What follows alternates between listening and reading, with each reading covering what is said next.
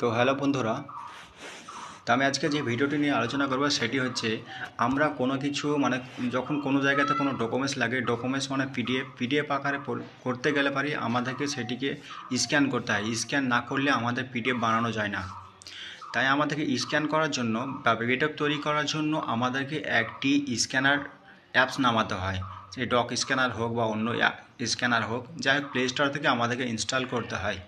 তো ইনস্টল করার পর আমরা ওই থার্ড পার্টি অ্যাপের মাধ্যমে আমরা পিডিএফ বানাই, পিডিএফ তৈরি করি। তো বন্ধুরা, এই থার্ড পার্টি অ্যাপ ছাড়াই এখন আমাদের মোবাইলেই একটা অ্যাপের ভিতরেই ভরা আছে, সেটি আমরা সকলেই ব্যবহার করি, কিন্তু আমরা জানি না যে অনেকে যে এখান থেকে আমাদের স্ক্যান করতে হয়, স্ক্যান করা যাবে বা পিডিএফ বানানো যাবে। আমাদেরকে কোনো অ্যাপ ডাউনলোড করতে হবে না প্লে স্টোর থেকে, এটা আমাদের সেটি থাকে। তো আপনারা ভাবছেন হয়তো স্ক্যানারই হয়তো একটা থাকে, সেই স্ক্যানার না। তো আমাদেরকে সেটি দেখতে গেলে আমার ভিডিওটি অবশ্য স্কিপ করবেন না, প্রথম থেকে শেষ পর্যন্ত দেখুন ও আমার চ্যানেলটিকে সাবস্ক্রাইব করুন। তাহলে চলুন, কোথায় যাবেন? আপনাদের ফাইলে চলে যাবেন। ফাইলের মধ্যেই আছে, অনেকে জানে অনেকে হয়তো জানে না, আমিও জানতাম না। পরে আমিও ডক স্ক্যানার ডাউনলোড করেছি, ওই ডক স্ক্যানার মাধ্যমে আমিও অনেক পিডিএফ তৈরি করেছি, কিন্তু এখন দেখতে পাচ্ছি আমাদের ফাইলই ভরা আছে। তাহলে ফাইলটি খোলার পর দেখতে পাচ্ছেন নিচে স্ক্যানার আছে। এই স্ক্যানারে টাচ করবেন। স্ক্যানারে টাচ করলে পরে পাশে ক্যামেরা দেখতে পাচ্ছেন, ক্যামেরা, আর পাশে গ্যালারি ছিল, গ্যালারিতে টাচ করলে পারি, গ্যালারিতে টাচ করুন পাশে, তাহলে ছবিগুলো দেখতে পাচ্ছেন অনেকগুলো। যে কোনো আমি একটা ছবি নিয়ে নিচ্ছি,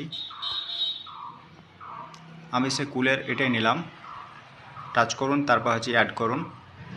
দেখতে পাচ্ছেন স্ক্যান করার জন্য এখানে নিজের ইচ্ছা মতো যদি দাগও হয়ে যায় ক্লিন করে পরিষ্কার করানো যায়, এভাবে ইচ্ছা মতো করতে পারেন। এটা অটোমেটিক করা যাবে, অসুবিধা নেই।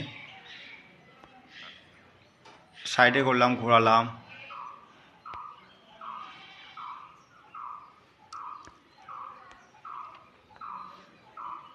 দেখতে পাচ্ছেন প্লাস করলে আরও অ্যাড করা যাবে। এভাবে আপনারা স্ক্যান করতে পারেন আপনাদের ফাইলের মধ্যে যেই ফাইলে আছে সেই স্ক্যান থেকে। কোনো স্ক্যান বা অ্যাপস নামাতে হবে না। ক্রপ করার পর অটোমেটিক এটা ক্রপ অটোমেটিক করা যাবে, কোনো আমাদেরকে হাতের মাধ্যমে করতে হবে না। যতটা নেওয়ার ততটা নিয়ে নেবে। তারপর অ্যাপ্লাই করলে পারি আমাদের স্ক্যান ডান করলে আমাদের এটা হচ্ছে পিডিএফ স্ক্যানারটা কমপ্লিট হয়ে পিডিএফ তৈরি হয়ে যাবে। তারপরে তো ভিডিওটি ভালো লাগলে অবশ্য বললাম শেয়ার করুন, ও অনেকের কাজে লাগবে হয়তো। আর আমার চ্যানেলটিকে সাবস্ক্রাইব করে না।